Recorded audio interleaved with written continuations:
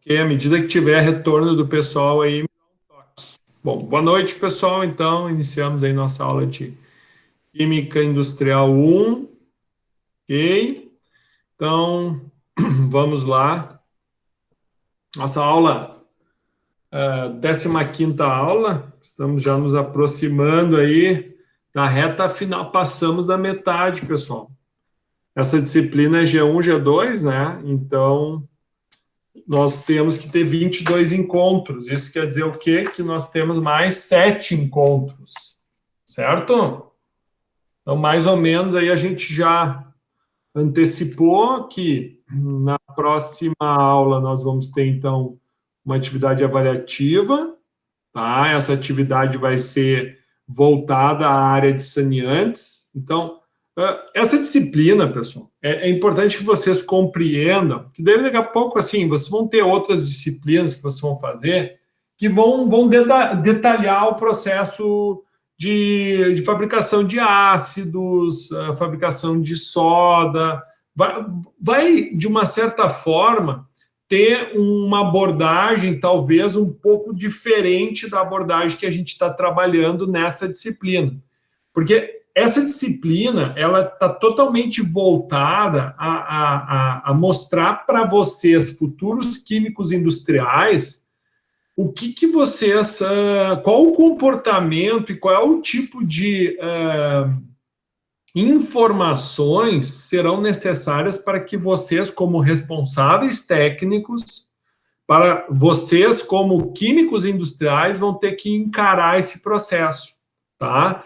Então, assim, nessa primeira fase, a gente falou um pouco sobre processo, estou forçando vocês, né, Fabiano, Daniela aí, estou forçando vocês a fazerem a atividade da aula passada, que é uma atividade que envolve cálculo estequiométrico. Alguém queria falar?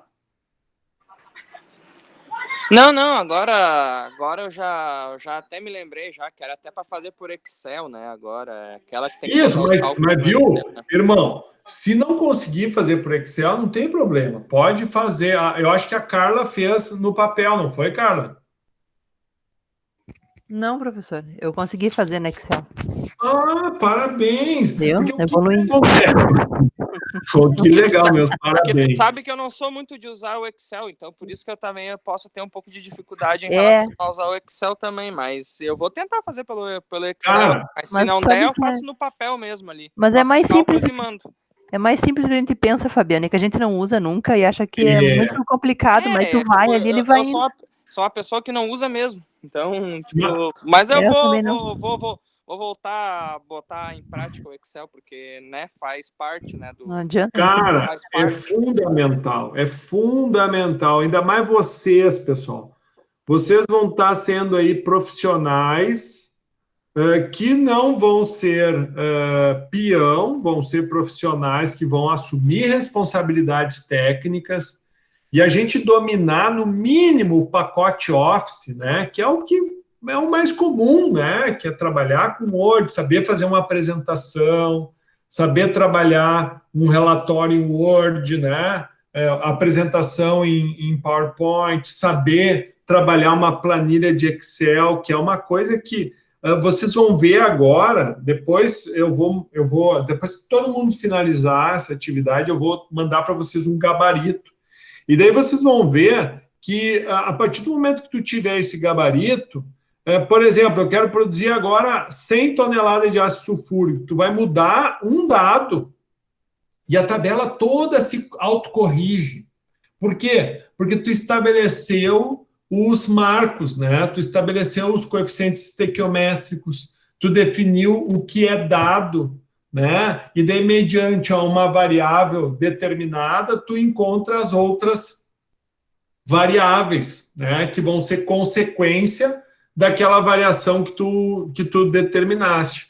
E isso é muito útil para quando a gente for encarar na indústria os desafios, né? Claro que nem sempre a gente vai ter uma situação que vai envolver, talvez, assim, tanto da nossa técnica como o professor tá pedindo para vocês.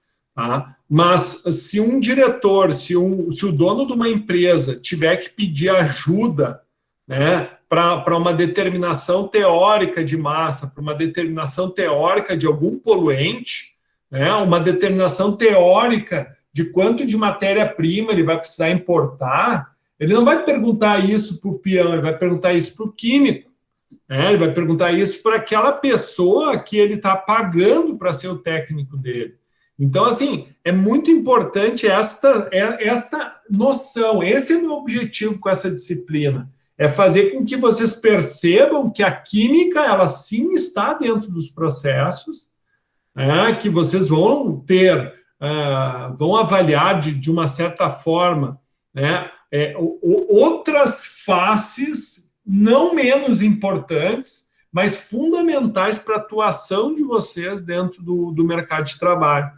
Então, é nesse sentido que o professor está explorando, né? Daí a gente vai... Hoje vamos falar um pouquinho sobre o processo de soda, tá? E da mesma forma como a gente fez para o ácido sulfúrico, é factível ser feito por processo soda, tanto o processo cal. E depois, na semana que vem, nós vamos trabalhar, então, já na linha de saneantes, que é outra área de atuação nossa, tá? E só que quando a gente se depara na área de saneantes, a gente para um pouquinho de somente estar voltado a atender questões ligadas ao Conselho Regional de Química e um pouco mais ligada à área ambiental, para nós começarmos a trabalhar com outra esfera, né, que vai estar regulando a nossa atividade, que é a Anvisa. Então, quando a gente fala de saneamento, quando a gente fala de cosméticos, que infelizmente não deu para englobar no nosso programa, mas que é muito semelhante, vocês vão ver que, né, uma das coisas que é cobrada são as boas práticas de fabricação, né? E quando a gente cai, então, nessa linha, é muito bacana que vocês, como futuros químicos, entendam, eu sei que existe. Não, eu me lembro que a gente trabalhou com isso. Porque é muita prepotência minha achar que somente esses 22 encontros vão ser suficientes para torná-los exímios químicos industriais. Não, a minha intenção, minha humilde intenção é fazer com que vocês tenham noção e saberem, olha, é possível, né, o caminho é esse, a regulação é essa, agora tenho que me mexer. Lembre-se, pessoal, o canudo, ele não... Bom, a gente tem a Carla que já é formada, né? Então, digamos assim, ela já tem um pouco da visão disso, né? Mas vocês vão ver que o dia da pré-formatura e pós-formatura não tem diferença nenhuma, viu? Na realidade, o cara faz uma ideia, não, quando eu me formar, tudo vai ser diferente. Cara, vai ser a mesma coisa. A única diferença é que tu vai ser químico daí, e daí tu não vai ser olhado como estudante, tu vai ser olhado como químico. Então, certos erros que o estudante comete, né, e de uma certa forma, são erros que tranquilamente podem ser aceitos a partir do momento que tu tem o canudo debaixo do braço, já não vão ser tão tolerados, né? Então, essa é a grande diferença, ou seja, a coisa não muda para melhor, a coisa muda para pior, né? Por quê? Porque daí a responsabilidade vai recair muito sobre a tua pessoa, né? Então,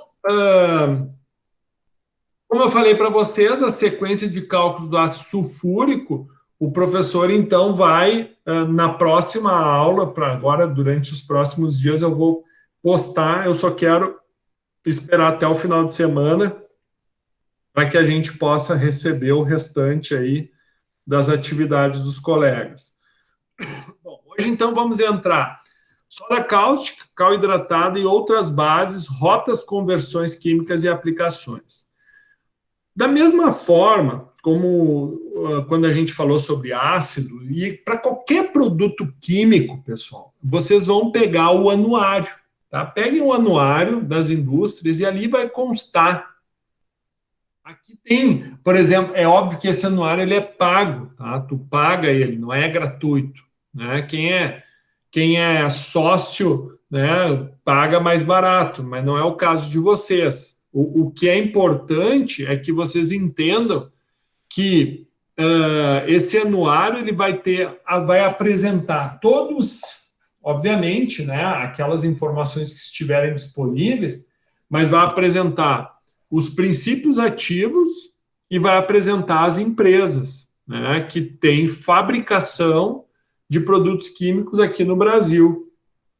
Então, por exemplo, eu quero comprar ácido bórico. Onde é que eu vou comprar ácido bórico? Bom, uma boa dica é começar pelo anuário da indústria química. Né? E daí, ali sim, se tu não encontrar nada, daí vamos ter que buscar outras alternativas. Então, a exemplo do que nós estamos falando hoje, quando a gente coloca lá soda cáustica ou, né, hidróxido de sódio, que pode ser tanto líquido, quanto escama, quanto pérola. Então, por exemplo, o anuário te traz aqui 3 fabricantes, do tipo escama, a carbocloro, a Igaraçu, a Triquem, tá? A soda fundida, né, carbocloro, e por último, tem a lentilha, a ECA produz, e a líquida, né? A líquida já é uma gama maior já de fabricantes. Carbocloro, Dow Brasil, Igaraçu, a CMPC aqui no Rio Grande do Sul, a Nexen, a Pan-Americana e a Solvay, tá? Isso, obviamente que esses dados, às vezes, eles podem terem sido atualizados, tá? Mas até o anuário que eu consegui consultar, free, né, sem pagar, essas são as informações. Outra informação, então, disponível é a respeito do BNDES, né, ele sempre faz pesquisa sobre os setores, tá, e a soda fica dentro do setor soda-cloro, que a gente já deu uma estudadinha quando nós falamos de ácido clorídrico, né, então, que foi a última aula, onde nós já apresentamos que o cloro ele também pode ser obtido a partir desse processo soda-cloro, mas também como subprodutos em outros tipos de indústria, né?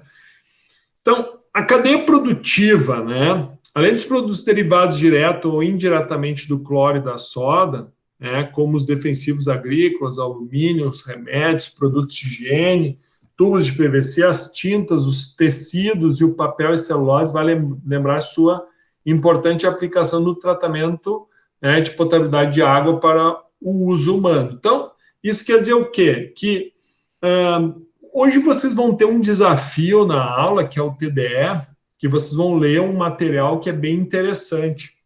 Da mesma forma que para a G1 a gente trabalhou em cima de um desafio, vocês vão ver que esse processo soda-cloro, ele também surgiu a partir de um desafio, né, que foi um desafio gerado, né, na sociedade francesa, onde na academia foi desafiado e quem descobrisse uma solução que fosse mais barata do que eles pagavam, na atualidade, isso em 1700 e alguma coisa, seria digamos assim, os cientistas que iriam ganhar, digamos assim. Né? E vocês vão ler que lá demorou um tempinho até eles acharem a resposta, mas mostra que o processo soda-cloro ele é muito interessante porque ele não vai só te dar a soda, mas ele está te dando toda essa linha aqui de produtos, né, essa linha envolvida. Modernamente, né, pelos processos mais utilizados para a produção de cloro, né, do cloro, da soda e de outros poucos produtos halogenados, normalmente obtidos nas respectivas plantas do setor, como ácido clorídrico e hipoclorídrico de sódio, produto ativo da água sanitária, são necessários basicamente 3 insumos. Então, essa é a grande descoberta, digamos assim, a grande vantagem desse processo, que é água, sal e energia elétrica. Então, com esses 3 insumos, né, e daí talvez vocês vão entender um pouquinho por que na antiguidade, né, se tinha um pouco de dificuldade para a obtenção de soda e cloro. Por quê? Porque a energia elétrica era algo que não se tinha tanta disponibilidade. Isso começou a ocorrer de uma forma mais natural a partir do século XVIII, XIX, né, então de 1800 e alguma coisa. Então, isso também, por exemplo, hoje a gente está passando por uma pandemia, né, por uma condição de...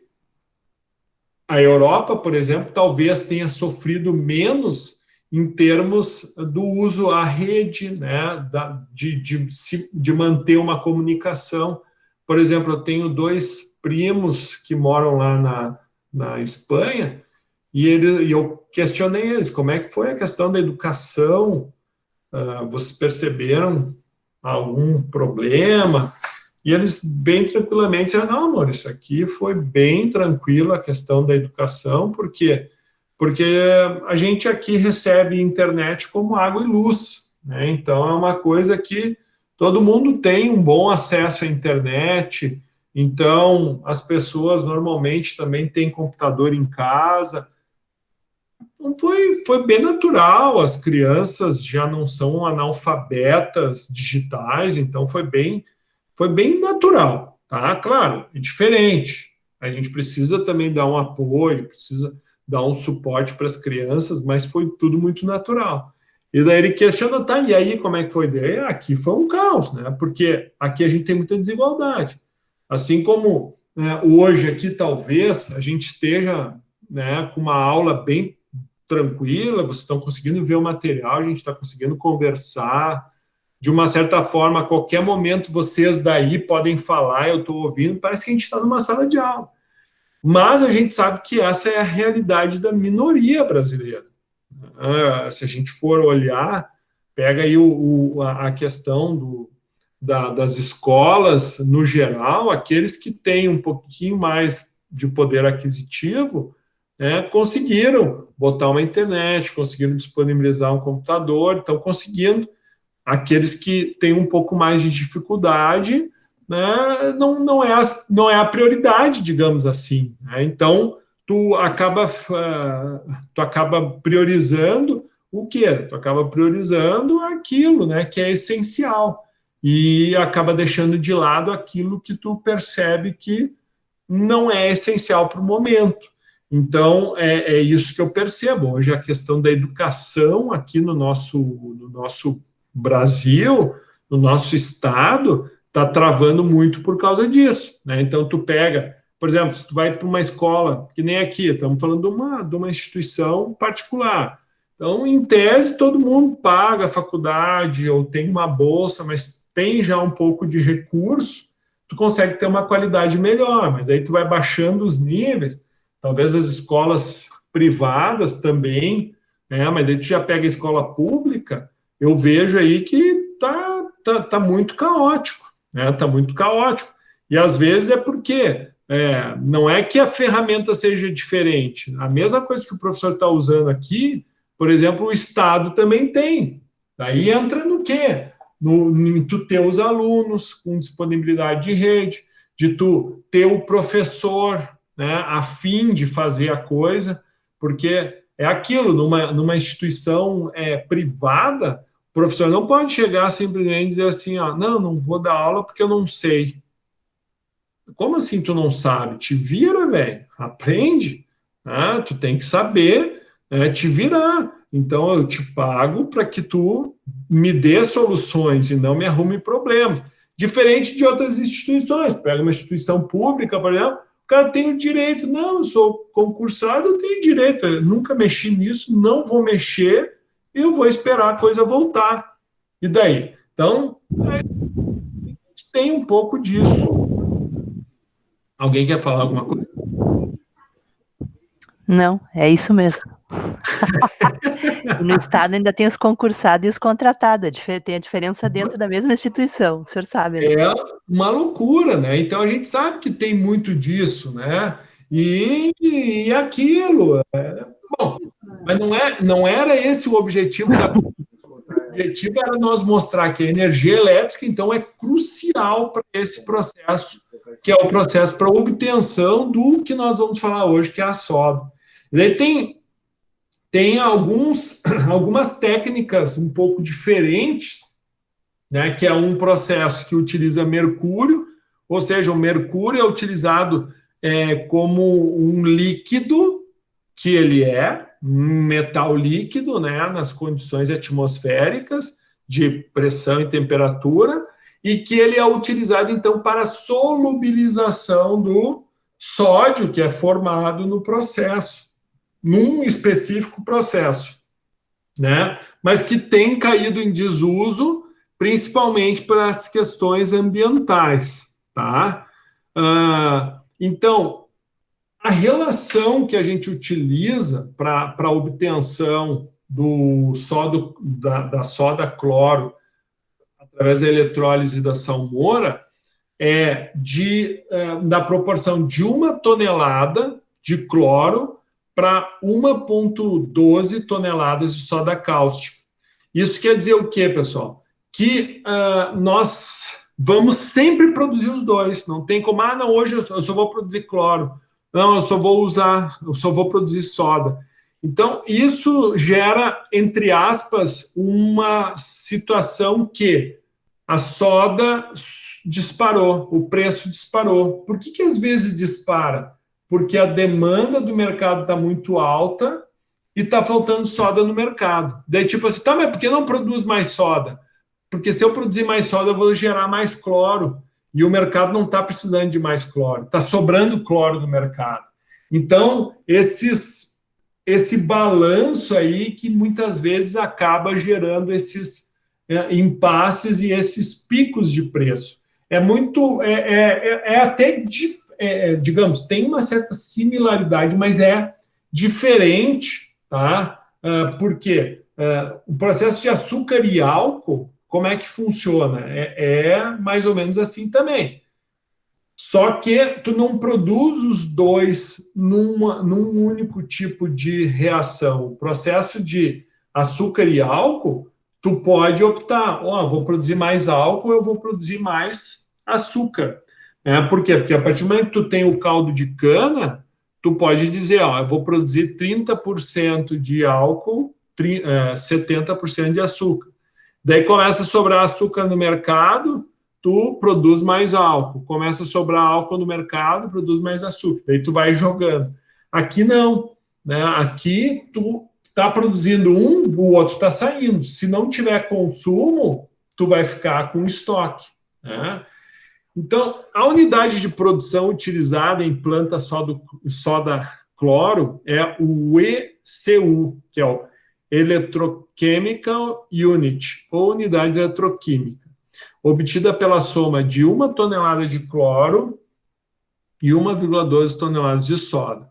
O preço de uma ECU é igual à soma dos preços de 1 tonelada de cloro e 1,12 toneladas de soda.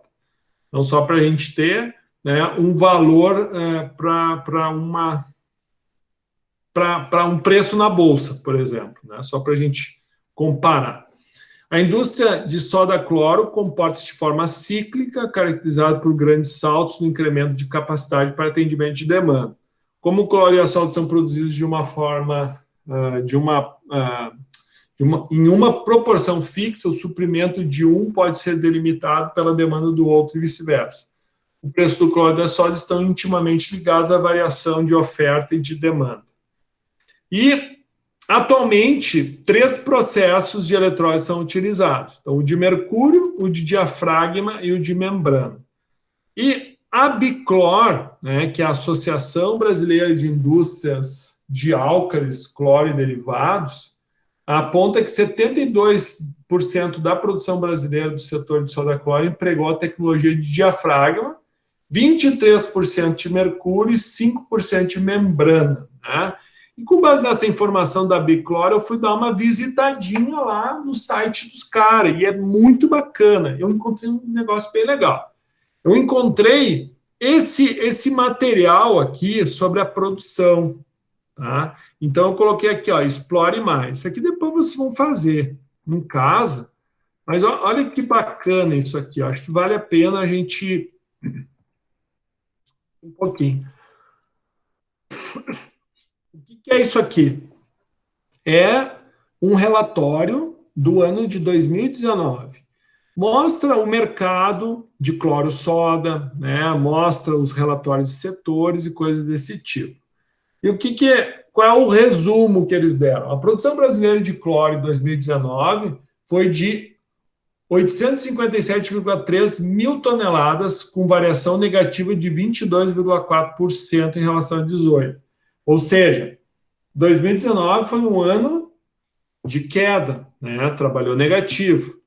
E isso com relação ao cloro. Com relação à soda, a produção do ano de 2019 foi 928,9. Então, você tem calculadora aí. Será que vai fechar o 1,12? Vamos fazer aqui. Vamos pegar o 928,9, ó, dividido por 857,3. Tem que dar 1,2. Ó, deu 1,1, tá? Então, isso mostra o seguinte, que a relação de produção aqui, da forma como foi apresentada, para cada 1 de cloro, foi produzido 1,08 de soda. Só para a gente lembrar que o processo lá antes apresentado estava 1,12, né? Só para a gente trazer uma correlação. Com variação negativa também com relação a 2018. Vendas internas. As vendas internas de soda tiveram variação negativa. Em relação ao cloro, foram 6,4 maiores que as registradas de 18. Então, veja, a soda reduziu, a venda de cloro aumentou. O nível de utilização da capacidade, isso é bacana. Olha só, estima-se que somente 57% da capacidade instalada, ou seja, disponível das plantas, está sendo ocupada. O acúmulo de 2019, daí que pegou o acúmulo de 2019 inteiro, foi de 55,9, 22,4% menor que 2018. Ou seja, em 2018, chegou a ter uma capacidade ocupada de, então,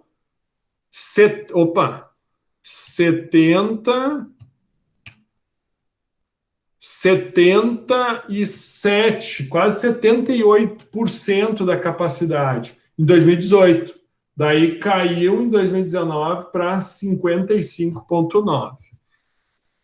Notem, pessoal, lembra quando a gente falou lá nas primeiras aulas sobre tendências, sobre estudos de mercado? Isso aqui nada mais é do que isso, tá? É óbvio que isso aqui são olhares para consumos, para, obviamente, sentar o grupo, sentar os associados e planejar o futuro. É aquilo. Quem não planeja, é planejado. Isso é fato.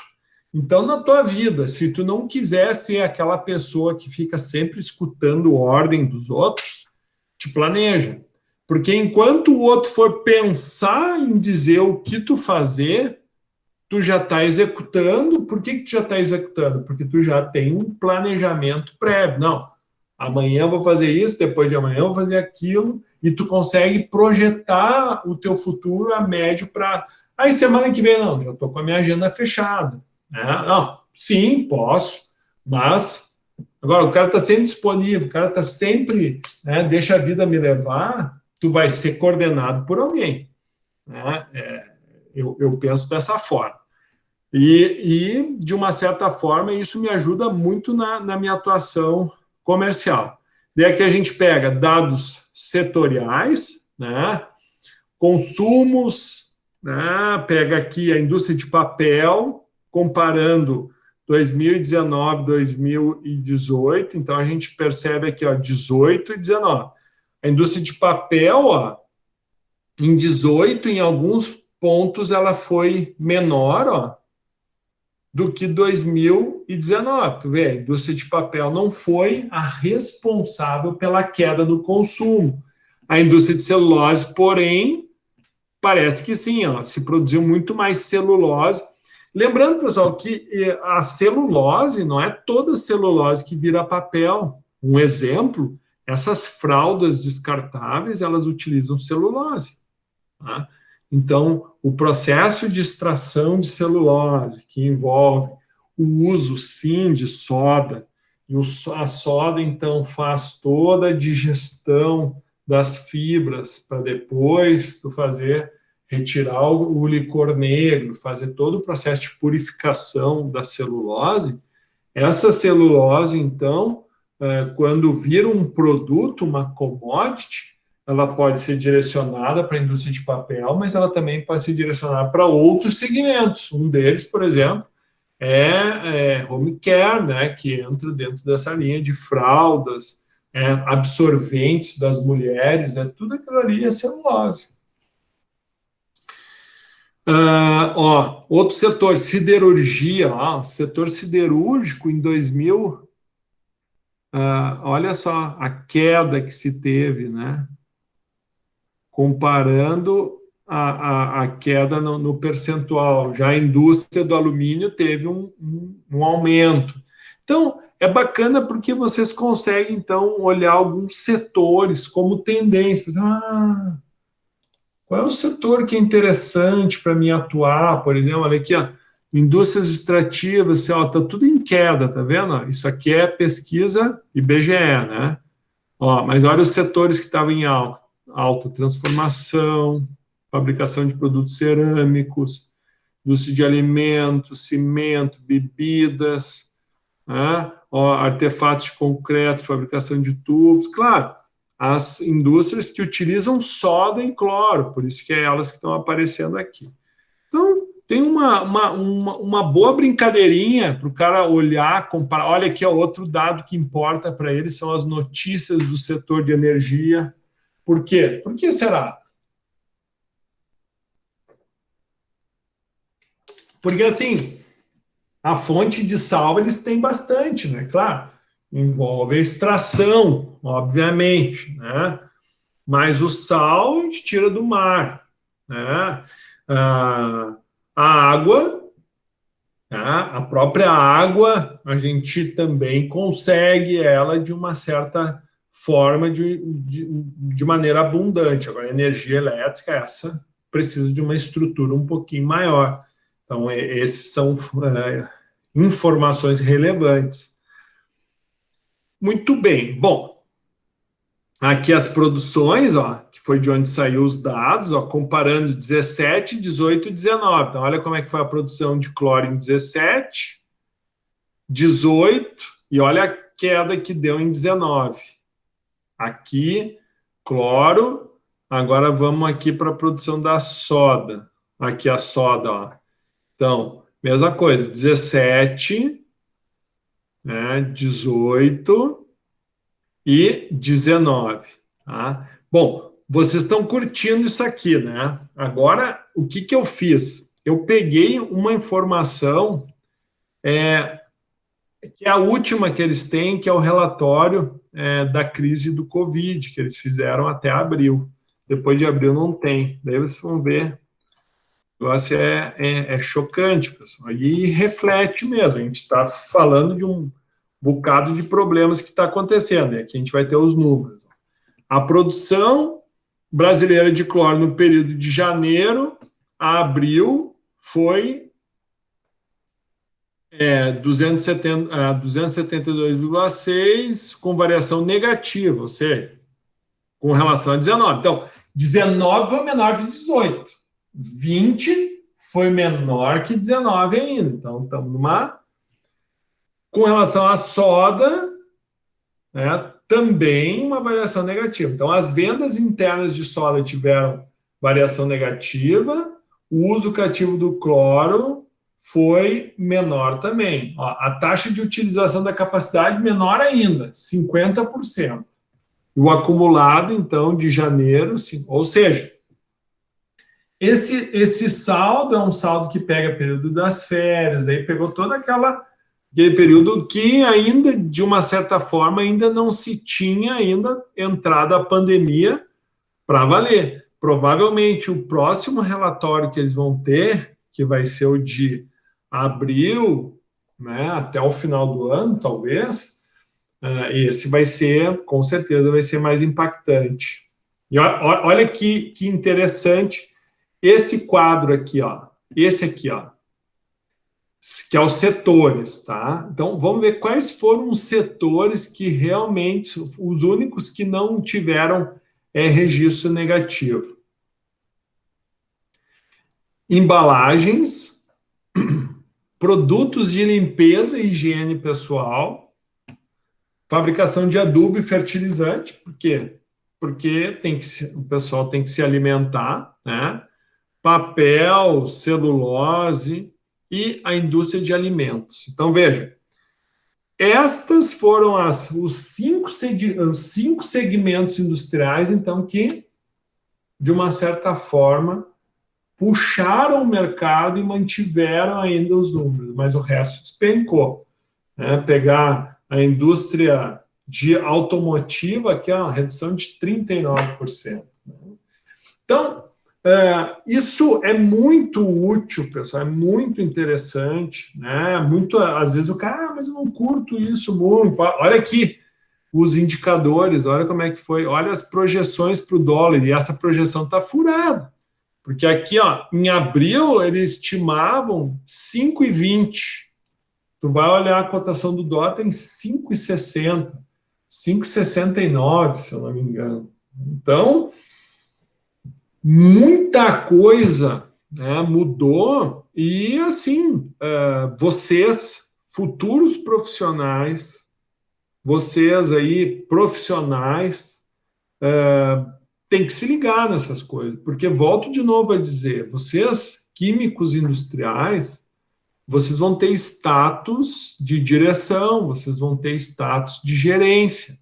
Então, vocês têm que saber falar sobre números, vocês têm que saber sobre tendências, vocês têm que, de uma certa forma, contribuir para que o empresário compreenda melhor o setor dele, né? Então, esse tipo de trabalho ele é um trabalho bacana e que cabe, sim, sob o meu ponto de vista, tá na mão do químico industrial, né? Tá apoiando a empresa. Daí que eu só destaco, né? A gente vê essa caída no IPCA, um indicador de mercado crítico, né? Muito bem.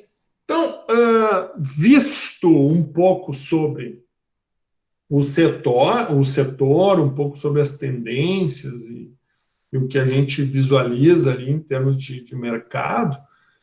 Então, dentro do processo cloro-soda, então, pega aqui as fontes, a energia elétrica e a produção da soda como consequência, junto com hidrogênio, com cloro e outros subprodutos. Então, as características em termos de processo: soda líquida, soda escama. A questão da soda escama, da soda perolada, da soda lentilha, isso é uma questão de processo, tá? Da mesma forma que tu obtém a escama, tu obtém de uma forma diferenciada, que é a soda esmagada num rolo e ela vai sendo, então, tirada em escama, uma soda fundida. Agora, quando tu tira ela na forma de pérola ou na forma de, né, de lentilha, isso aí é a mesma coisa, é a forma como tu vai obter o produto final. Mas a composição de escama, perolada, lentilha, vai ser 99%, e a líquida, né, a gente vai falar um pouquinho mais. Bom, antes de a gente entrar, né, no processo de fabricação, quais as principais aplicações, então, da soda? Então, é um reagente essencial para a produção de diversos produtos químicos orgânicos. Entre os principais está no branqueamento do papel e celulose, né? Amplamente utilizado na indústria química e petroquímica, metalúrgica, na produção de alumínio, para a indústria de alumínio, sabão e detergente. Então, vocês vão usar soda. É ou não é, Carla? Vão usar soda ou não vão? Vamos. Tem que usar soda. E cuidar a pureza. E cuidar a pureza. Isso, né? Bom, cuidar a pureza, né? Isso a gente vai discutir, tá? Eu vou apresentar para vocês algumas fontes. Eu sei que o mais fácil é a gente comprar no mercado, né? Sim. No mercado vende, né? Vende. No mercado e nas ferragens também. Nas ferragens também, né? Então, claro, vai pagar um pouquinho mais caro. Daqui a pouco, a gente pode estudar uma outra opção também, que tem aí, a gente pega QGS, eu acho que tem, a Quimisa tem, daqui a pouco, conforme a maneira que a gente organizar, o professor pode gerar até um ofício, e vocês podem até conseguir daqui a pouco uma amostra, entendeu? Uhum. Professor. Fala, irmão. Professor, é o Alejandro, que eu cheguei agora. Quantos quilos a gente precisa de soda? Olha, para 1 litro de óleo, eu acho que vai em torno de umas 150 gramas, né, cara? Eu não me lembro agora, mas eu acho que é mais. 5 para 1? Eu acho que é bem mais. Não é uma proporção de 5 para 1, professor? Eu acho que eu tenho que olhar, cara, mas tu diz 5 de óleo para 1 de soda? Isso. Eu acho que eu usei 2 para 1 ano passado, se eu não me engano. 2 para 1. Mas enfim. Se vocês me enfim. disserem quanto precisa, de repente eu pego aqui da empresa. Olha aí, ó. Consigo. Show! E daí o que a gente pode fazer? Ó? A gente pode, daqui a pouco, combinar alguma coisa, colocar um videozinho, divulgar lá no YouTube, um agradecimento para a tua empresa. O que tu acha? Tem o logo? Dá um jeito de se fazer, dá pra gente dar um jeito nisso. Tá, show, olha aí, ó. Então, vou até anotar aqui, Alejandro. Tá certo, senhor. Professor, vou só sabão duro? Oi? Vamos fazer sabão duro? Vamos fazer sabão em barra. E mole não? Em princípio, não. Por quê? Tem soda potássio também. Olha aí, ó. Dá pra gente fazer um testezinho diferente, né? Dá para fazer um teste diferente. Isso aí é para fazer o quê? Sabão líquido? Não, ele não fica duro. Ele vira uma pasta. É bonito? Tá. Tipo aquelas pastinhas de limpeza? Isso, aquelas pastas de inox. Aham. Tá, sei. Também dá pra ver. Tu tem essa formulação do sabão mole? Tem. Olha aí. Porque o que nós falamos, Alejandro? Tá? A gente falou, a Carla tem uma formulação que ela obteve o sabão. Tá? Sim. E aí eu pedi para ela me mandar por e-mail para que a gente pudesse dar uma estudada. Eu também tenho algumas aqui. E a ideia é nós fazermos um bem bolado para chegar numa composição, entre aspas, para apresentar para a turma. É óbvio que a turma vai fazer os seus incrementos. Quero botar uma essência, quero botar um pigmento, né? Quero um design diferente na minha barra, ou daqui a pouco essa tua ideia de fazer uma pasta. Acho que isso é o produto que a gente vai obter é uma coisa que nós podemos ainda ajustar. mas se tu tivesse a formulação previamente para me mandar por e-mail, para que eu possa dar uma estudada para a gente poder fechar na melhor condição. Tu tem como me mandar, Alejandro? Com certeza, senhor. No final da aula já mando para o senhor. Tu recebeu aí o meu... tu tem o meu e-mail, né? Eu tenho uma mensagem lá no aula, né? No chat. No chat, isso, no chat ali também tem. Show. Tá. Então tá, olha aí, ó. Mas olha, vai sair coisa boa aí, tia. Vai sair coisa boa, hein, Carla e Leandro. Sim, senhor. Sempre tá. Obrigado pelo apoio de vocês aí. Tá? E se tiver mais aí ouvindo aí, fiquem bem tranquilos. Então, essas são aplicações indústria têxtil de alimento, né? De origem natural, tem relevante papel na prevenção à poluição e no tratamento de efluentes, viabilizando diversos processos industriais. Então, essa aplicação, tá? E aqui, se vocês explorarem aqui o site deles, está bem legal, eu acho que vale a pena, tá? E, inclusive, eu acho que vocês baixem esse é um PDF, mas ele mostra, eles chamam de árvore soda cloro, e aqui bota a soda no centro e todos os processos, né, onde a soda está envolvida. Então, a gama de aplicações é algo que a gente não se dá conta, mas é muito grande, pessoal. E vocês podem colocar aqui, ó, é um PDF, tá? Vocês baixem. O professor, acho que, inclusive, disponibilizou para vocês. Deixa eu ver aqui, ó. Eu botei só como numeração. Deixa eu checar aqui. O material...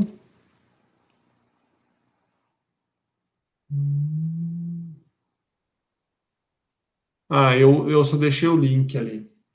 Eu baixei outros materiais, as FISPICs e a revista, eu não... Então, mas é só pegar o link aqui, ó, e baixar. Daí vocês baixam e conseguem visualizar, por exemplo, aqui, ó, produção do lauril sulfato de sódio, que é aplicado em detergentes, resina epóxi, hidrazina, glutamato monossódico, né, no condicionamento, que é aplicado em condicionamento e temperos, defensivos agrícolas, dimetilditilcarbamato de sódio, que é utilizado como catalisador para vulcanização de borracha e fungicida, impressos gráficos, ou seja, aqui mostra na linha de a química do sódio, né, envolvendo produtos, o nylon, sódio carboximetilcelulose, ou seja, é bem interessante a quantidade, a cadeia, os derivados que vão surgir a partir da soda cáustica.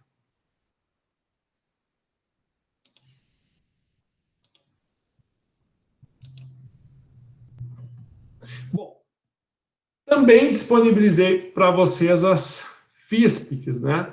Só para vocês entenderem, tá, pessoal? A FISPIC, ela é uma ficha de informação de segurança. Até foi curioso, porque hoje eu estava conversando com uma empresa e surgiu justamente essa dúvida. Tá, eu pedi para eles, cara, eu preciso da especificação ou da ficha técnica da soda. Vamos pegar um exemplo, da soda cáustica. Eu preciso da ficha técnica, eu preciso da definição, né, da pureza, quais os contaminantes, eu preciso da ficha técnica da soda cáustica. Tu tem? O cara pegou e me deu a FISP. Então, tudo bem. A FISP que até tem o princípio ativo, tem a concentração, mas a ficha técnica é o descritivo, por exemplo, vai te dar a granulometria, vai te dar qual é o pH, né, dela, a uma solução tantos por cento, ou seja, é aquilo que o controle de qualidade faz para dizer, essa soda está dentro daquela pureza especificada. Ou seja, é um laudo que especifica e, digamos assim, atesta de que tu está comprando aquele produto atendendo aquela especificação prévia. Então, FISP, que já são fichas de segurança. Então, a gente tem tanto da escama perolada, da líquida, certo? Bom, o processo produtivo, então, como a gente já falou, é produzida, né, a partir da eletrólise da salmoura, que é uma solução concentrada de cloreto de sódio, livre de impurezas, que prejudicam sensivelmente a eficiência e o rendimento do processo. Independentemente do processo, a soda cáustica do mercado apresenta-se sob a forma de solução aquosa límpida, tendo concentração em torno de 50% em peso e é comercializado na forma a granel, certo? Ou, né, carros-tanques ou vagão ferroviário. Mais recentemente, a soda líquida, ela também é comumente para uso comercial em processos de células de diafragma, mas a soda cáustica líquida Rayon, para fins têxtil, por exigência de maior pureza, é obtida pelo processo de célula de mercúrio. Então, digamos assim, aqueles 23% que a gente apontou, que ainda é produzido pelo processo de célula de mercúrio, é em virtude de que essa soda obtida a partir desse processo, ela vai ter, então, uma pureza maior do que a produzida pelos outros processos. A soda líquida de cubas de mercúrio é mais pura e mais concentrada, ou seja, em média 50%, embora o processo consuma mais energia e seja ambientalmente mais maléfico. Já o processo da célula de membrana fornece soda cáustica pouco mais concentrada do que a do diafragma. Todavia, menos concentrada que 32%, obtida pela célula de mercúrio, em uma rota de menor consumo de energia elétrica, necessitando, portanto, ser concentrada por evaporação de parte da água. Então, o que acontece? A soda líquida que a gente vai adquirir no mercado, ela vai estar a 50%. Então, o que tu tem que fazer quando tu tem uma soda a 32%? Tem que evaporar a água, certo? Então, tu vai ter que botar essa soda cáustica sobre condições de vácuo e aquecimento, obviamente, e vai removendo água até ela adquirir a concentração desejada.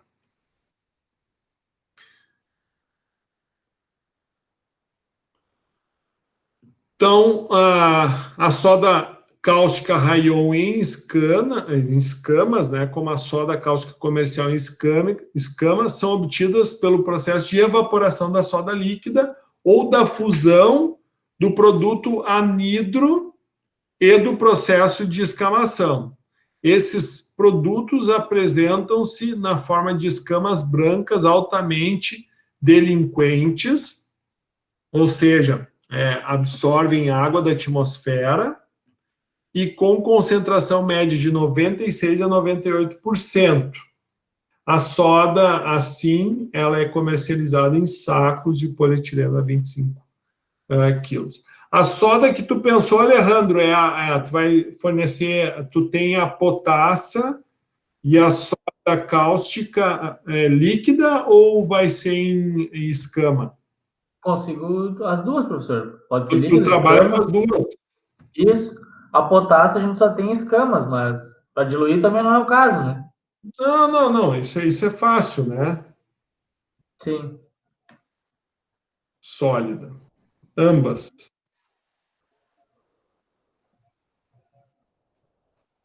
Ótimo. Então, aqui, o processo, então, soda cloro foi desenvolvido em 1892. Então, o que nós temos aqui? A entrada da salmoura, certo? Aqui nós vamos ter o cátodo de mercúrio, ou seja,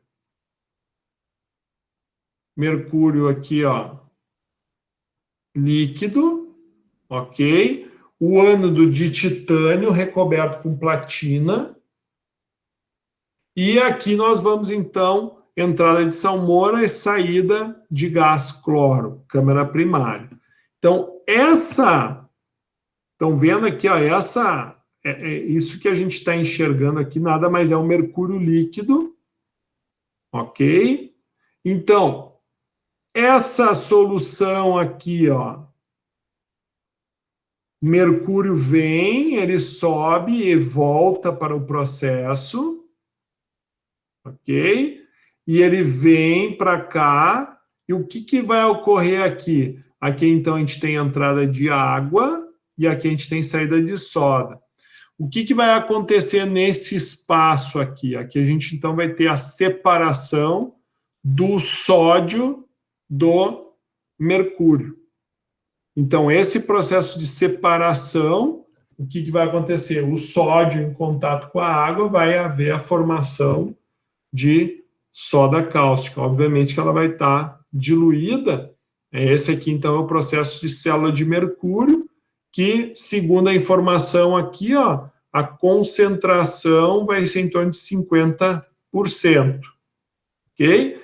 Mas, basicamente, tu tem, então, os eletrodos. Quem é que está com campo negativo aqui? Ó? O campo negativo vai ser o mercúrio. E o campo positivo vai ser onde vai ser gerado o gás cloro,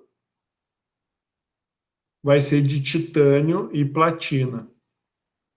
Então, aqui tu vai gerar a diferença de potencial, o borbulhamento do gás cloro, entrada de salmoura, borbulha cloro, e o mercúrio, obviamente, vai estar absorvendo o sódio formado e automaticamente aqui o mercúrio, então, é recuperado, volta para o processo, entra água, sai soda.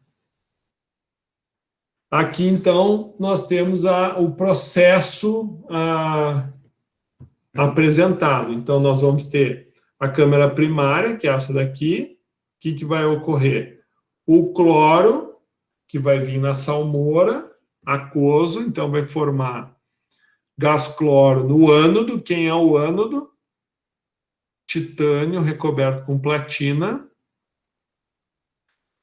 O gás cloro vai ser liberado, então, da solução aquosa para o meio, na forma gasosa. E o sódio com o mercúrio vai formar, então, essa liga mercúrio-sódio. A reação global, então, vai ser NaCl mais mercúrio, corta os elétrons, os 2 elétrons aqui, corta o cloro aquoso com o aquoso, forma cloro gás e a liga sódio-mercúrio. Na segunda câmara, o que vai acontecer? Então, o sódio-mercúrio no ânodo. Aqui vai ter liberação de hidrogênio, veja.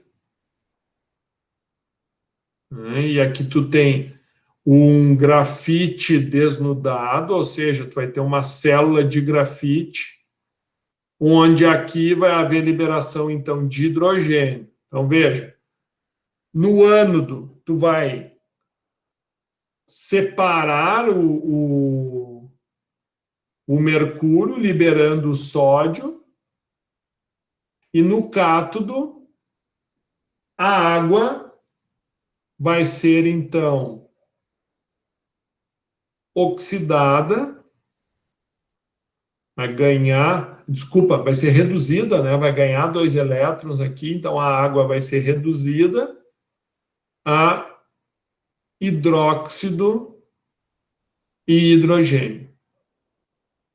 Então, aqui tu vai promover a redução da água.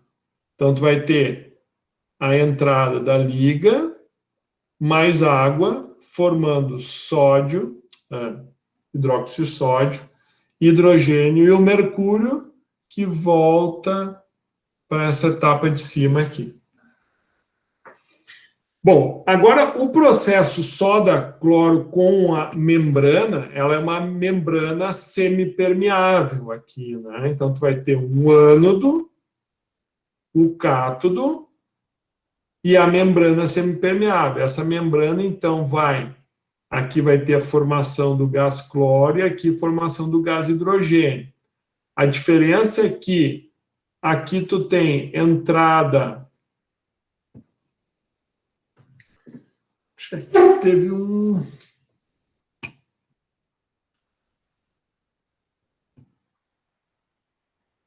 Aqui tá ocorrendo um problema. Aqui está saindo duas. Onde é que está a entrada aqui?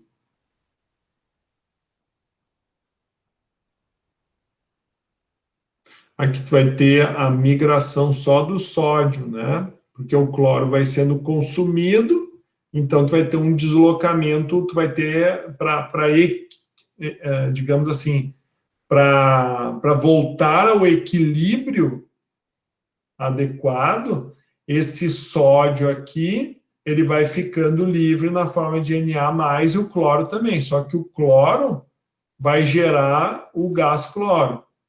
Né? E aqui nós vamos ter uma corrente de elétrons sendo absorvida, digamos assim. Aqui tu vai ter, então, o ânodo, que é onde vai estar ocorrendo a oxidação, ou seja, de cloreto para cloro. Cloreto Cl- para Cl2, 0, né? Então, aqui tu está tendo uma perda de elétrons, ou seja, uma oxidação. Então, esse lado do ânodo vai ter oxidação. Esta oxidação que está acontecendo no ânodo, está saindo cloro. Então, o que acontece? Tu vai entrar, essa flecha está errada, depois tem que arrumar, tá? Vai entrar, então, a salmoura supersaturada, o sódio migra, o cloro sai, e aqui tu vai ter uma salmoura empobrecida. Da mesma forma, aqui vai entrar, então, a soda diluída, e aqui tu vai ter a soda enriquecida. Tá? Deixa eu anotar aqui. Qual é o slide? 38. Então, aqui é só nós fazermos a inversão da flecha.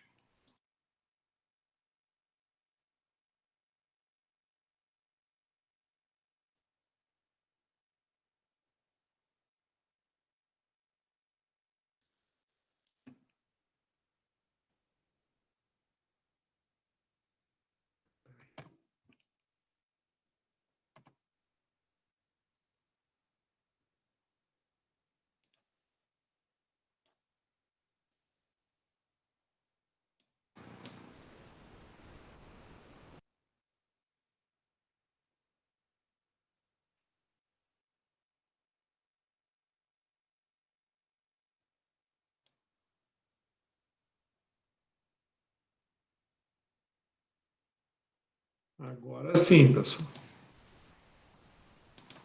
Então, o que nós temos aqui? Agora sim. Então, nós temos a entrada da salmoura supersaturada. O que vai gerar? A supersaturada é rica em NaCl. O Na+, sódio, passa pela membrana. O Cl é oxidado e gera cloro, que é retirado. Então, esse sódio que migra, ele então recebe o elétron, ou seja, o sódio ele se reduz. E ao se reduzir, ele vai absorver, ou ele vai atrair, por quê? Porque ele vai ficar com sobra de elétrons, então ele vai atrair esse sódio aqui, né? E o hidrogênio, né, que vai passar da água, o hidrogênio vai sofrer, então, no caso aqui, o hidrogênio vai passar de mais, vai receber... Não, quem vai se reduzir é o hidrogênio, que vai passar de H+ para H2O. Então, o hidrogênio se reduz. E, no caso, ao se reduzir o hidrogênio, vai sobrar o hidróxido. E esse hidróxido de sódio vai ser neutralizado pelo sódio. Não tem o sódio, no caso, ele permanece na forma de um cátion. Só que, como tu tem um fluxo constante de entrada, tu vai ter um fluxo de saída. Então, entra 30%, sai 32%. Óbvio que isso aqui é um processo que vai ganhando concentração. Começa com, sei lá, com 10%. E daí, até porque tu precisa do meio condutivo aqui para ocorrer. Então, veja, de um lado circula salmoura, do outro circula soda, certo? Então, digamos assim, vamos fazer uma eletrólise na escola. Na escola você já deve ter feito, mas na escola tu bota os dois eletrodos junto, né? Daí o que tu faz? Quando tu bota os dois eletrodos junto num copo de soda, por exemplo, um deles ali vai estar liberando hidrogênio, o outro vai estar liberando cloro, mas vai estar tudo misturado. Então tu está tendo NaCl. Não, desculpa, se tu usar NaOH, um vai liberar hidrogênio e o outro vai liberar oxigênio, né?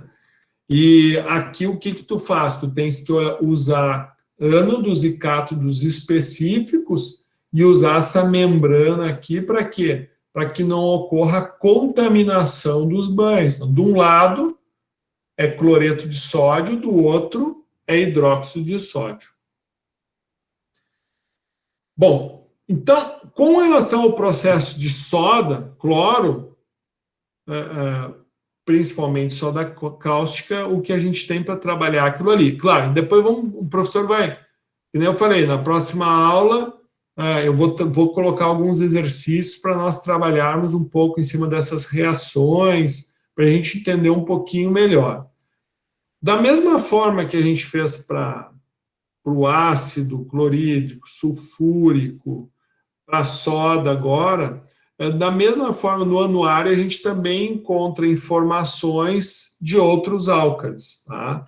No caso, o hidróxido de cálcio, né, o cal hidratado, temos aí como fabricantes Cal Tiradentes, Carbomil Química, Carbotex, Cobrascal, Delta. Tá? E como é que funciona, então, a produção industrial? O cal produzido no Brasil resulta da calcinação de calcário dolomítico metamórfico de idades geológicas diferentes, geralmente muito antiga, pré-cambriana e pureza variável. Pureza por quê? Porque ela não vai ser pura, não vai ser só cálcio, vai ter bastante magnésio, entre outros elementos. Principal produto da calcinação das rochas carbonatadas, calcácicas e cálcio magnesianas, é a cal virgem, também denominada cal viva ou cal ordinária. É classificada conforme o óxido predominante, em cal virgem cálcica, onde o óxido de cálcio é de 100 a 90%, a cal virgem magnesiana, né, com teor intermediário de óxido de cálcio de 90 a 65%, e a cal virgem dolomítica, que tem o óxido de cálcio de 65 a 58%. Então, a cal, como a gente se refere, ela vai oscilar entre a cálcica, magnesiana e a dolomítica. A dolomítica é que vai ter o menor teor de cálcio e a cálcica é que vai ter, então, o maior teor. O cal é muito comum no mercado. E a cal hidratada, que é um pó de cor branca resultante da combinação química dos óxidos anidros de cal virgem com a água. É classificado também conforme o hidróxido predominante presente, ou melhor, de acordo com a cal virgem que lhe dá origem, que é como a gente falou. A cal hidratada geralmente é embarcada em recipientes plásticos ou sacos de papel, certo? Numa granulometria em torno de peneira mesh passa em torno de 85%. Ou seja, 15% é fora dessa especificação, normalmente maior. Então, um ensaio de granulometria, 85% passa em mesh 200, o resto fica retido. Então, a conversão química, obviamente, focando no cálcio, é a rocha, o mineral, então, ele precisa absorver calor para que ocorra, então, a perda do CO2, a descarbonatação. Então, para cada tonelada de cal, ele absorve 1,18 vezes 10 na 6 quilocals, na temperatura de 1.200 a 1.300 graus centígrados.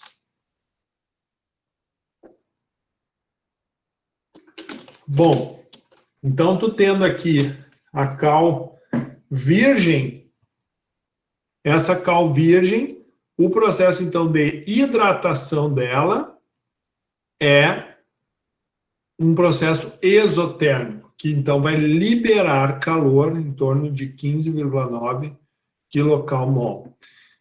Veja aqui, pessoal, então, esse processo, ó, né, endo precisa absorver calor e aqui, então, libera calor. Bom, o processo industrial, ele consiste em quê? Assim como a gente viu o processo industrial da soda cloro, que envolvia o quê? Salmoura, processo eletrolítico para a produção, então, de gás cloro e soda, né? E, obviamente, a partir disso, todos os outros derivados, gás cloro, soda e hidrogênio, né? Obrigado pela correção. Agora, não, nós vamos ter, então, a produção do quê? A descarbonatação do minério, ou seja, a produção do óxido do metal, e depois, se não for usado na forma de óxido, a hidratação para vender na forma de um hidróxido. Então, o desmonte do calcário da face de uma pedreira ou o veio subterrâneo. Então, essa é a primeira parte. Depois, então, o transporte da pedreira até os moinhos. Então, veja, tu chega lá, tu demolha, então tu derruba aquele veio, aquela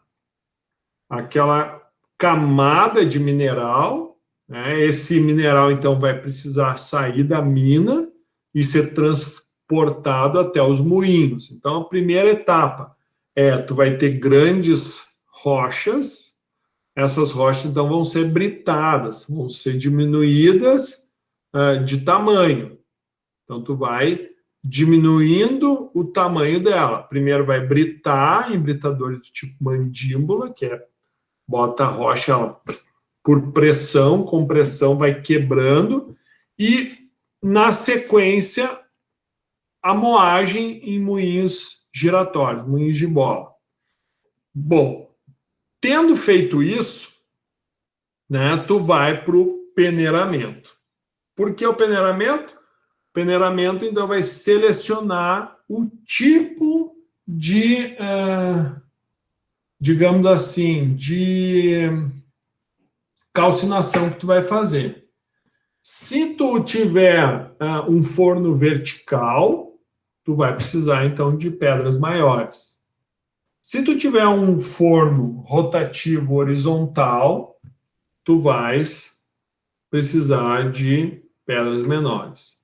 Então, conforme a granulometria, conforme a definição do teu processo, então tu vai escolher a etapa de peneiramento, de tal forma que se não tiver na granulometria ideal, volta para o moinho e assim por diante. Bom, a produção, então, no forno vertical, da calcinação das pedras graúdas de calcário, tu tem a produção, então, de cal em pedras. E a produção rotativa, tu tem a produção da cal pulverizada. Aqui, por exemplo, na celulose rio-grandense, ali eles têm um grande forno horizontal, rotativo. Então, eles pegam esse calcário, né, uma granulometria menor para o processo de calcinação. Muito bem. Depois, então, que tu tiver essa cal extinta, tu vai ensacar ela ou vender a granel. E é nesse ponto que tu define se tu vai levar até o mercado a cal extinta ou se tu vai hidratar. Hidratando ela, tu também vai ter um segundo produto desse processo aí. Quais são as aplicações? As aplicações são em siderúrgicas, onde tu usa de 45 a 70 quilos por tonelada de aço, que é dosado diretamente junto no forno como agente de neutralização, como aglomerante, né, no processo também siderúrgico, em torno de 2,5% da carga de pelotização. Celulose e papel para regenerar a soda cáustica, que é na etapa que tu tem o licor verde, né, daí tu tem o licor negro, tu tem o licor branco. Como é que funciona? O licor branco, então, é o rico em soda, é o rico em potássio, é o rico em cal. Esse rico, que vai ser branco, então ele vai ter contato com o cavaco de madeira. Então, esse cavaco de madeira vai ser autoclavado ali, tu vai, então, quebrar as fibras, tu vai liberar a celulose e, obviamente, que toda aquela lignina vai ficar impregnada nessa solução alcalina. Então, o que tu faz? Isso, para te fazer o tratamento químico, seria de custo muito elevado. Então, tu faz o processo de recuperação. E essa recuperação se dá por meio da queima. Então, tu queima esse licor negro em caldeira, e daí desse processo de queima, tu vai ter um esmalte. Esse esmalte vai ser um fundido que vai cair no fundo dessa caldeira de recuperação. Então, esse esmalte é diluído novamente em água e ele vai virar um licor verde. Então, esse licor verde ele vai ser enriquecido novamente, ou seja, vai se analisar os parâmetros, precisa dosar tanto de soda, tanto de cal, tanto de potássio, daí tu regula as dosagens para ele se tornar branco e novamente entrar no processo. Então, veja, tudo isso é contínuo, tudo de forma contínua, então essa é outra aplicação. No açúcar, na remoção de compostos fosfáticos, dos componentes orgânicos e na clarificação. Álcali para recuperar a soda e a amônia. Carbureto de cálcio, onde com o coque em forno elétrico dá formação a esse importante composto químico. Tintas como pigmento e incorporantes de tintas à base de cal, como pigmento para suspensões em água destinadas à caiação. Na indústria de alumínio, como recuperadora de soda e em diversas aplicações refratárias, em cerâmicas, graxas, tijolos, petróleo, couro e assim por diante. Então, a aplicação da cal ela é bem diversificada, inclusive na agricultura, né, que eu não coloquei aqui. Inclusive, deixa eu ver, alimentício, só se entra aqui. Inclusive, as fichas que eu peguei foram fichas de fabricantes aqui do nosso estado, tá? A gente vê, ó, Caçapava do Sul, onde, se vocês forem olhar, pegar depois a ficha, porque a composição dela é dessa daqui, ó. Se eu não me engano, é a dolomítica, né? É o tipo de cal virgem produzida pela FIDA, assim como a cal hidratada também. Deixa eu ver se aqui tem. Não saiu a composição. Bom, e outros fabricantes de álcalis, né, hidróxido de alumínio, de amônio, da mesma forma a gente pega no anuário das indústrias, tá? Bom, vamos fazer um intervalinho então, pessoal, certo? Depois do intervalo eu explico o que a gente vai fazer, ok? Ok.